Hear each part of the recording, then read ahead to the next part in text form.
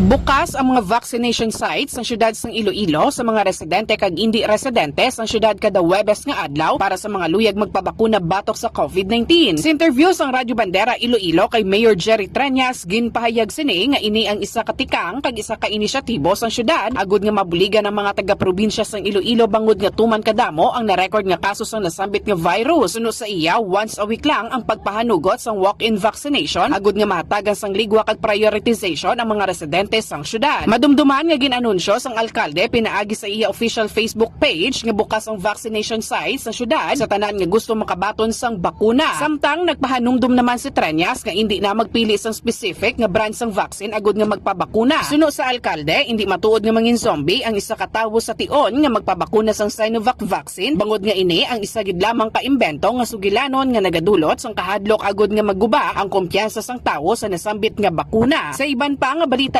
lokal, nagtaas ang oxygen consumption sang Iloilo City patients base sa reports sang COVID-19 team sang syudad. Ini ang ginpahayag sang alkalde sa interview sang Radyo Bandera Iloilo. Suno kay Treñas, kun basihan ang nasambit nga report, ini ang nagakahulugan sang madamo nga numero sang tawo nga na-infect sang virus kag nagadamo man ang mga pasyente nga nagakihinahanglan sang oxygen. Dugang pa sang alkalde, kinahanglan sang kada isa nga mabakunahan agud nga maprotektahan ang kaugalingon ilabi na gid ang mga kabataan batok sa nasambit nga balatian.